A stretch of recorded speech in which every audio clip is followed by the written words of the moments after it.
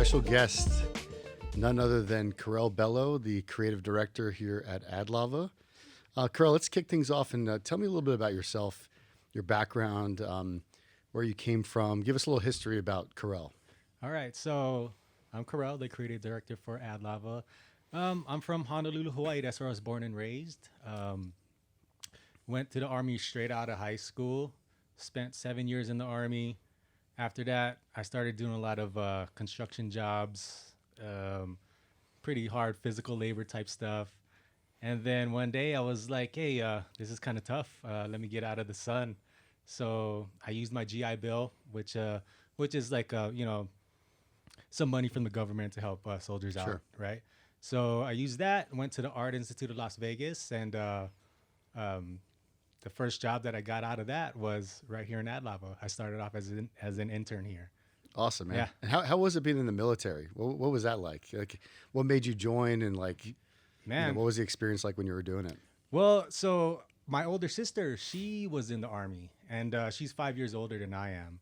And she joined, and then she was just like, hey, this is pretty cool. You get, back then, this is when kids wanted to get out of the house, right? Yeah, These days, they exactly. want to stay in the house. But I come from a generation where, hey, we wanted to get out. So that was my ticket out, was just, joining the Army, serve my country. And I was proud, right? So it was my sister, her name is Faith. She sparked the idea of me to join as well. So I joined the Army. I got out, spent, like I said, 7 years. And I can go on and on about my Army days, because it was bittersweet. There's good times, there's bad times. I met a lot of good people, met a lot of not so good people, crazy people, But yeah, Army life was tough. They own you, they hold your hand for some stuff, right? But yeah, it was a good time and bad time. So, but it shaped who I am right now. I mean, I learned so much. I learned self-discipline. I get up Without 5 doubt. o'clock in the morning every morning to start my day. It's just I wouldn't say it's for everybody, but the Army's a good thing. It was for me anyway. It gives you a sense of purpose and direction. And I always kind of envy. I never was part of the military. I would have been terrible. I've been killed day one probably, but never joined a fraternity or anything like that. And I always think it's kind of cool to have that, that brotherhood that you kind of carry on through. Are you still remaining close with a lot of the people that were? Oh yeah, most definitely. Especially my second duty station, which was back home in Hawaii. I have a few of my Army buddies that we're on Facebook Messenger. We have a group, and we're always hitting each other up now and again. So it's important that we stay in touch. So I'm happy that we're doing that. Yeah, it's awesome, Yeah. man. It really shapes who you were. So, tell me a little bit about, like you mentioned that you got out of the military, you were working construction job out in the sun a lot. Oh yeah. Oh, that was crazy, man. So okay, so right after the Army, I didn't have anything to do, so I was like, yeah, what am I gonna do? So I used to put up Dish Network. You know what that is? That is satellite dish for TV. Is that still around, Dish Network? Yeah, I think so. Yeah. That was a tough job too, man. Yeah. So I would go into like crazy people's homes, and like I would have to go in there and install the satellite dish and run wires and cables throughout their homes. Yeah. Man, I would meet the craziest people. Yeah, like I remember there was this one priest, right? Yeah. Nasty. You go in in his house, and there was like, I kid you not, there's about 12 little puppies that would just like follow him and bark and yelp wherever he went. And once I opened the door to get in there, Yeah. it smelled like piss, poo. Like it was just like the craziest. So like, Yeah. like going into other people's homes is like pretty wild. It's a right? different experience. It's and yeah. It's so funny how as you go through life and do different careers or the military, there's always memories and things you kind of pick up and evolve from and learn and experience that you just can't really get from school or like a book or anything like that. It's just No, real man. life stuff. Yeah, real which is life cool. living it. Yeah, in there, exactly. right? Yeah. So when did you realize you had a passion for design? Not till later. I mean, well, so I come from a fairly artistic family. Like on my dad's side, I don't really know my dad, but he pumped out some pretty artistic kids, right? So I have a twin brother, and he's maybe one of the most creative, artistic dudes that I know. Really? And and then he makes music. He does a lot of stuff that I do. Like he made music. He he's done a lot of he performs drag. So then yeah, he'll just go out, make beats, dress in drag, you know, have all these people dancing to his music. Um, where was I going with this? So then, yeah, my dad, he's pretty artistic. He's musically inclined. What about your mother? Yeah. Was she artistic as well? No, Or? not at all. My Really? mom is like not artistic. She Yeah. hardly even listens to Don't music. don't watch this, mom. My Yeah. mom is like I don't know. She's like the stern Filipino mom, Yeah. or that's what she was before. Now she's a little bit more chilled out. Yeah. But yeah, my dad was pretty artistic, and like I said, me, my brother, I have a half brother. His name is Hardy. My twin brother's name is Carlo, but Hardy, he's artistic as well. He's all up in Illustrator and Photoshop, designing stuff like that.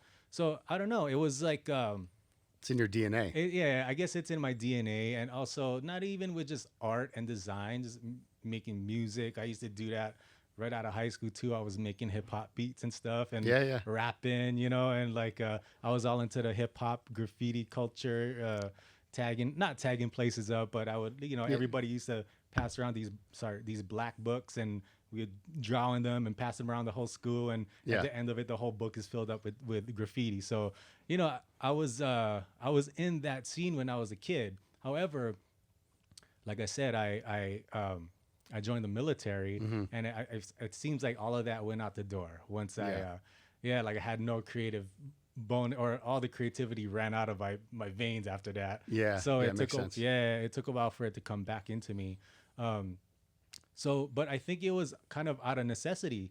Um, so like I said, I did the GI Bill thing. I used to make music, and I was like, I need to do something else. So then I went to the Art Institute of Las Vegas, and then there was like different programs. I was like, which one should I choose? And I was just like, okay, I'll just choose web design, you know? Yeah, So then, so I did that program, and I learned a lot in there. And, you know, and I'm happy that I chose that profession, because like, look where I'm at now. I'm there. Like, I love my job. It's so flexible, and I get to express myself through design. So Yeah. yeah. That's awesome. And so what was your experience like at the Art Institute? Like some positives, negatives? I know there was, some frustrations you've mentioned in the past. Like, what was your overall experience over there? Well, sometimes I feel like it's a little hokey. Like, like, oh, yeah, just sit in this class and, just listen to the teacher, but you're not really learning too much. I mean, there's some teachers that I did soak up some info from, my classmates. One of them, Amanda, that works at Adlava as well. So I've met good people. It's kind of same thing as the Army. I met good people. I met some meh people. Yeah. But I guess you're the sum of all your experiences, right? So Without a doubt. yeah, like it was cool. It was cool. Yeah, and I remember when you first started, and Eric brought you in, and then you brought in Amanda, and really we built a great team. And Definitely. I remember it's amazing to see how far you've come and how far you've grown as a person, designer, everything.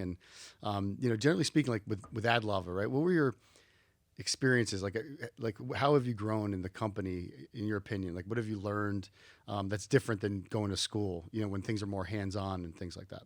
Well, I think first off, like you said, learning at school, you're just learning from a book. You're not learning in real life. So the way I learned the best for me is just doing it. You can read as many books and watch as many videos as you want, but like the actual doing of things is where it's at, is where you get to ingrain that knowledge in yourself, right? So when it comes to Adlava, it was just doing it, interfacing with clients, like talking to them, feeling the energy, doing design, getting feedback.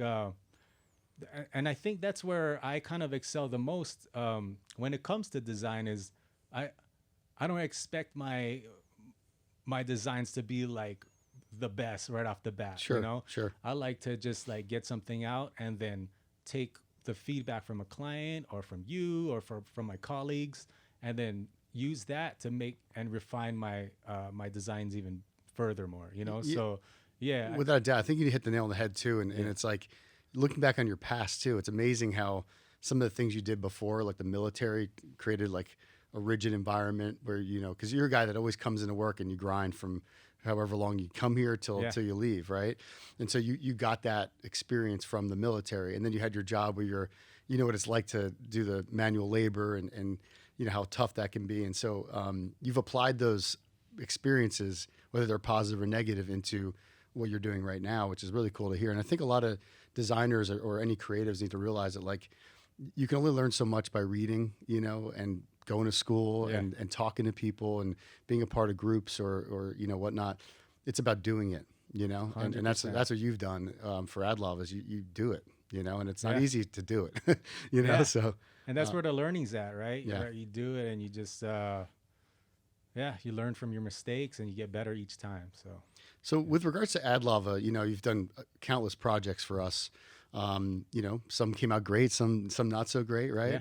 What was the project you would say you're the most proud of that you did while you were at Adlava? wow, I mean, there's a lot of projects where I look back and I say, you know, I did a good job here, and I can take what I learned and bring it into something else. But man, I think Quotable, Quotable is the project that I'm most proud of because of the potential that it has, and it's like, wow, I'm part of this. You know, like Yeah. I'm, you know, I was the kind of creative Mind. mind, and you know, of course, you guys we are all a team in this, but Sure. when it comes to actual seeing what Quotable is, you know, like I did that, you Yeah. know, it was me, Yeah. and I'm proud of it because, and it's helping so many dealerships and so many sales reps and admins, and you know, I'm proud of it. Yeah. That's good to hear. So tell me a little bit about Quotable. Like, what is it? How does it work? Maybe give me a little, just high level information about the Yeah, product. yeah. So Quotable is a lead response tool that dealerships use to help provide better information to potential car buyers out there, right? So it is a piece of software that dealerships can go, or sales reps from dealerships can go and build out a quote really quick.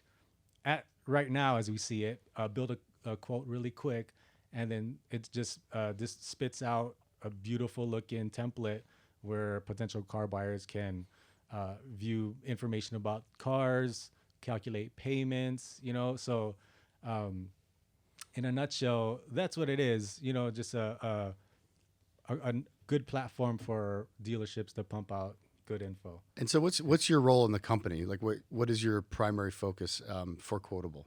Yeah, so I am the director of product design. So again, like I said, um, I designed the whole thing. You know, Yeah. Yeah. I hate to sound like, oh man, this dude, Yeah. but you know, I did. I did from the back end of Quotable, the actual software, the customer facing quotes that actual car buyers see, some of the marketing materials.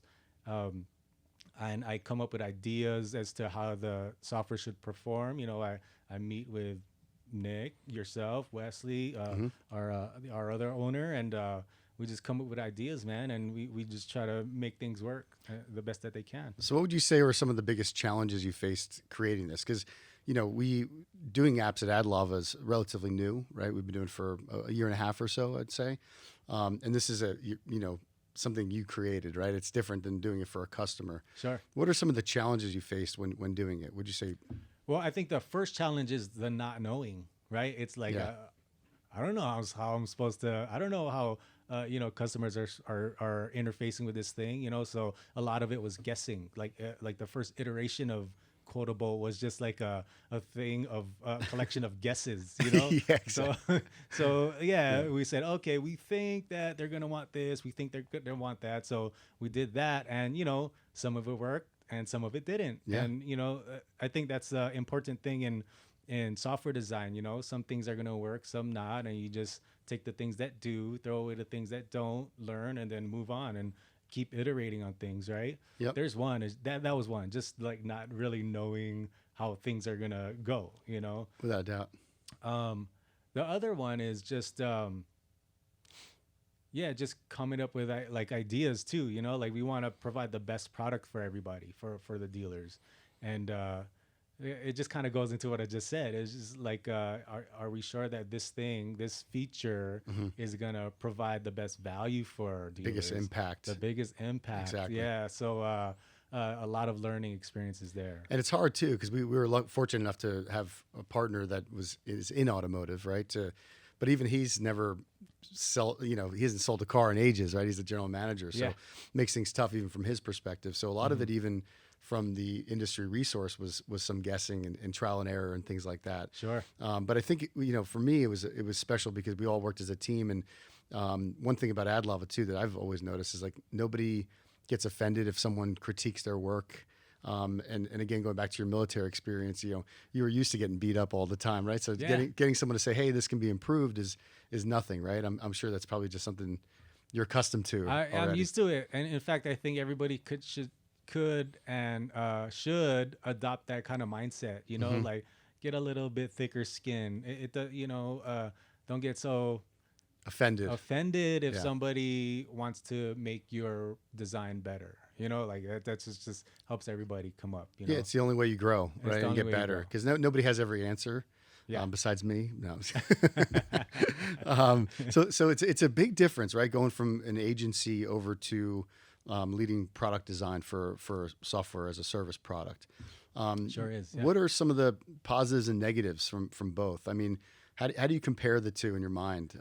Give us a little background on that. Yeah. So one positive is that not that I don't like dealing with clients, right? But then I get to just focus on one thing.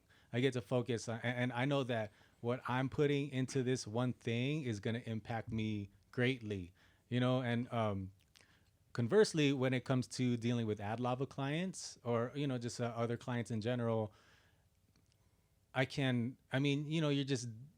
deal with clients, right? Yeah. Just Challenging, I'm not yeah. gonna sugarcoat it. Yeah, it can get tough. And while I'm not the project manager, I don't have to deal with things like our project manager CC or Justin has to deal with. They interface with clients right then and there, very directly.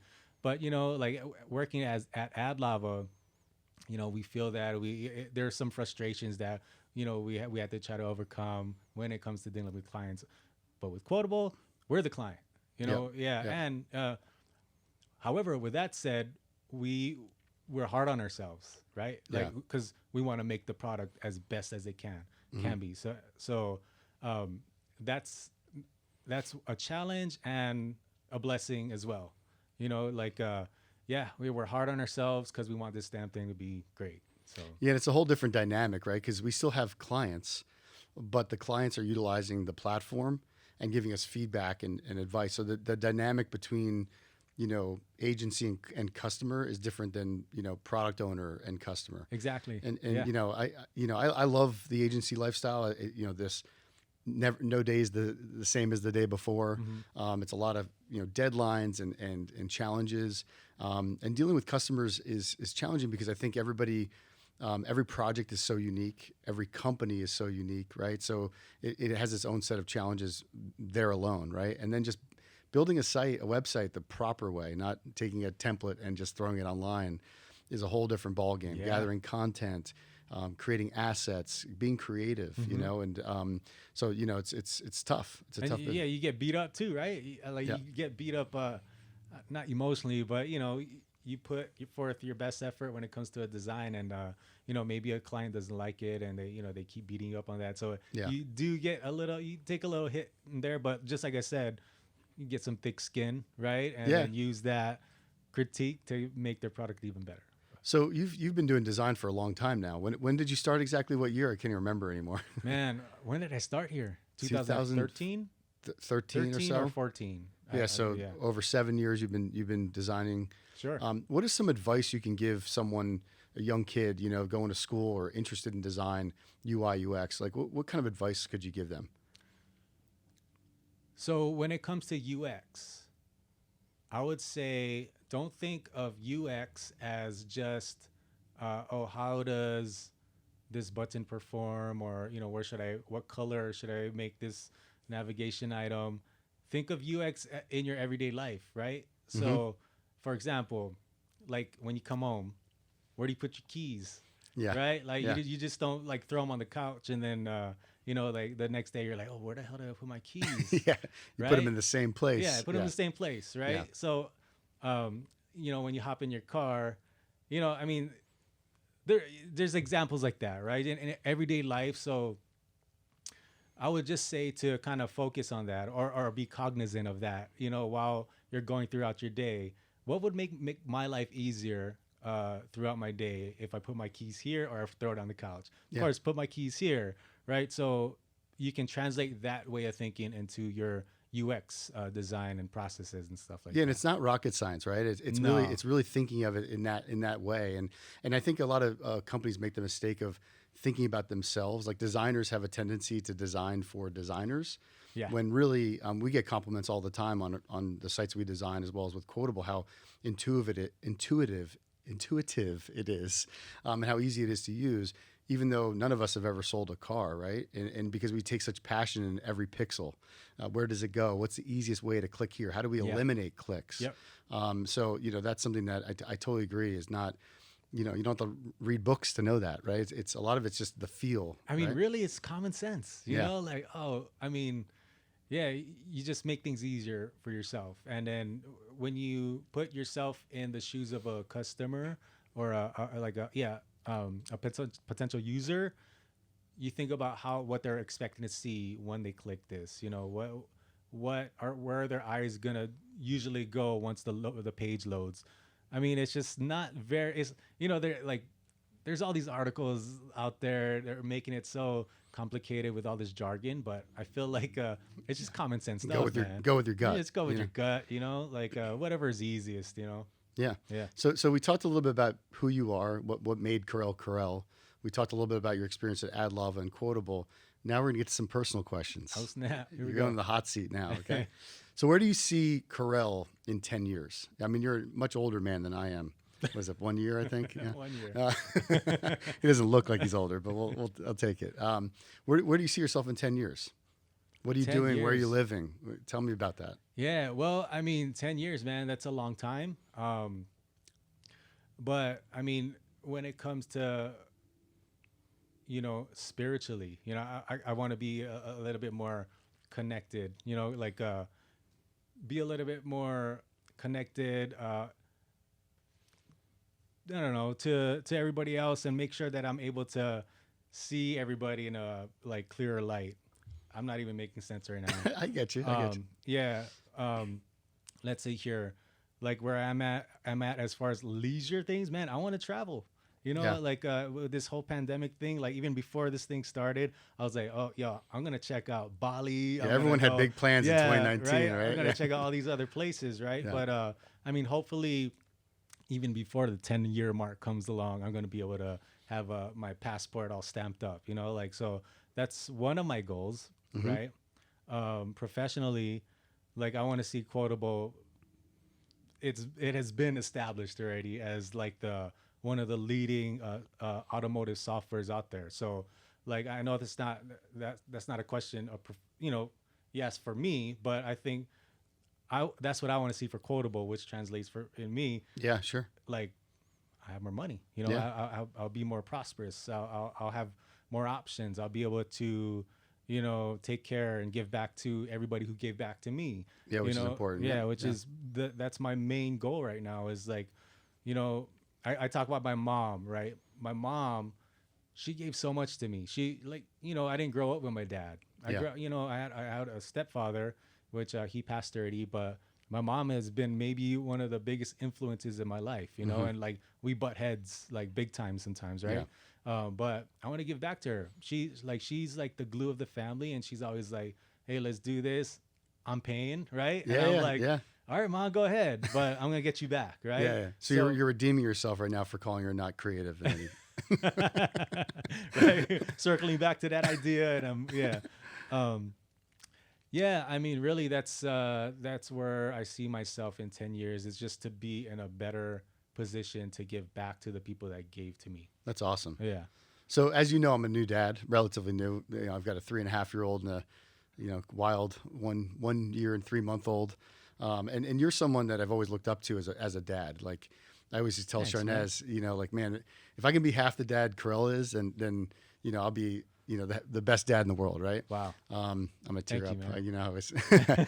but, where do you want to see your kids? Like, what are your aspirations for them? I know they live their own lives, but like, what would say, you know what, I did my job. I'm happy for them individually or collectively. How do you? This is the only thing that I want for my kids is for them to be able to look in the mirror and be proud of themselves, right? And be proud of themselves, and not for me, not for their mom, like just for them to be able to say, "Hey, I'm able to take care of myself, and I'm Mm-hmm. proud of myself, and I'm good."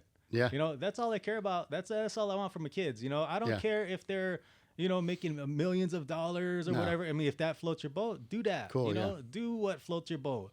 I don't want them to look in the mirror and say, "Hey, I'm not I'm a happy failure. where, yeah, I'm, I'm a I'm not failure. happy. I'm not happy where I am in my life right now." Yeah, I mean, it's quite simple for me. I just want them to be happy, and that might sound cliche, but that's what it is. no, yeah, Yeah, no, it's true. It's all, yeah, your whole life changes when you have kids. You look at the whole world differently, because you're second fiddle now, right?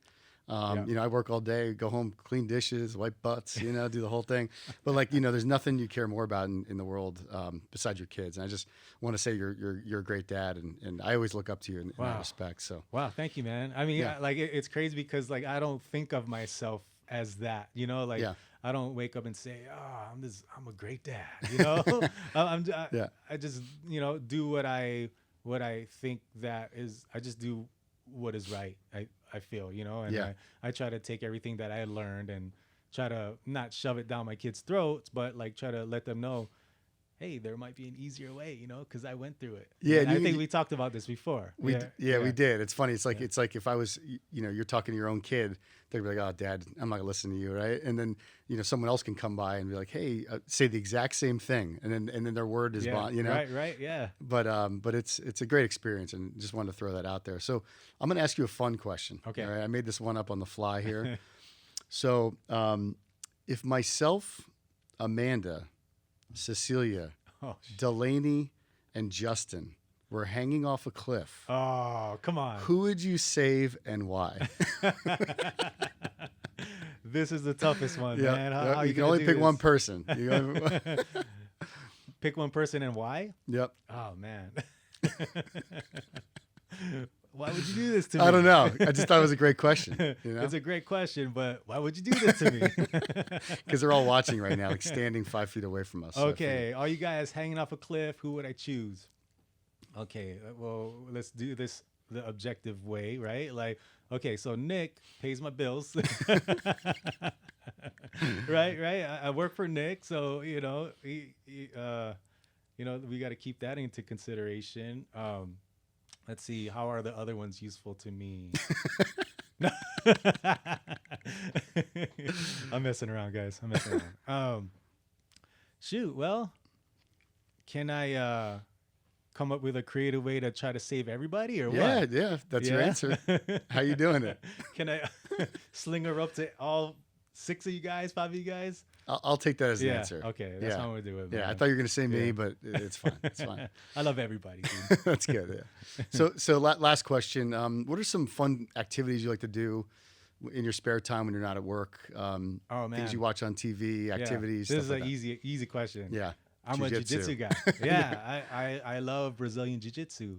I go in 3-4 days a week, and I love just getting beat up and hanging out with my buddies over there. I mean, it's really like it really is. You're hanging out with your brothers, Yeah. like because when you go through hardships, right, you tend to get closer, and that we put each other through hardships every single time we train. Yeah. So there's that portion of Brazilian jiu-jitsu, and I could just talk about it all day, and it's, How do you compare that to when you're in the military? Because that's kind of like its own fraternity or brotherhood. What's the difference? Because it's physical. I mean, tell me, how would you Yeah. compare the two? well, I mean, the thing is, yes, it is physical. The thing is, you don't have much freedoms when you're in the military. Like I was saying earlier, like the government owns you at that point, right? They tell you when to wake up. They tell you when to come and come to work. If you're Eat, shower, eat, everything. shower, yeah, everything, right? But jiu-jitsu, is different in the sense. Well, because you do get you do get disciplined. You discipline yourself, right? It's all Sure. about self. What I'm thinking about when it comes to jiu-jitsu, right? Like you get in what you put in. So, but in the army, it's just it's a little bit more like they own your ass, Yeah. yeah. Yeah. I don't feel that way in jiu-jitsu. It's a total like I'm here because I want to be here. Yeah. Yeah. Yeah, and not saying that I didn't want to be in the army. I was proud to serve my country. um yeah, but like with jiu-jitsu, man, it's just like a whole different thing, dude. Yeah. Yeah, it's like I love just being able to say, hey man, I know some stuff, Yeah. Yeah. yeah, and not everybody can say that. So it's one of those things that I'm kind of like, yeah, I'm proud, I train jiu-jitsu. Yeah, one of those. It can be a little macho and Yeah. egoic, but And your son does it too. yeah, my son Kamai Karel Jr. Yeah, I Yeah. mean, yeah, he loves it too. Yeah, in fact, he started it before me. So, and because me and his mom, we were just like, hey, we need to put this guy into something. So he has a sense of structure and some structure and purpose, and he build up his confidence. And when he was in it, it was like a month after. I was like, yeah, I want to try this. Yeah, yeah. The first class, I fell in love. So we got to get you in there, man. Yeah, no, we that's gotta get you in thank there, God coronavirus saved me from getting choked out. So Yeah, what else? I mean, yeah, I like jiu-jitsu. Before I was doing jiu-jitsu, I was a big like rock climber dude. Yeah, I would love getting out there, and I still do. Not rock climb, but I just love being out in nature. I do a lot of camping with my family. I do a lot of hikes and backpacking, and we do that stuff here too with Adlava. So yeah, that's I love being out in nature, man. Yeah, it just Awesome. helps me recharge and feel better. which is important, right? You got to have that Yeah. balance between work and regular life, right? And Yeah. I've made that mistake in the past where it was like work, work, work, and now, especially having kids, you start realizing like there's more to it.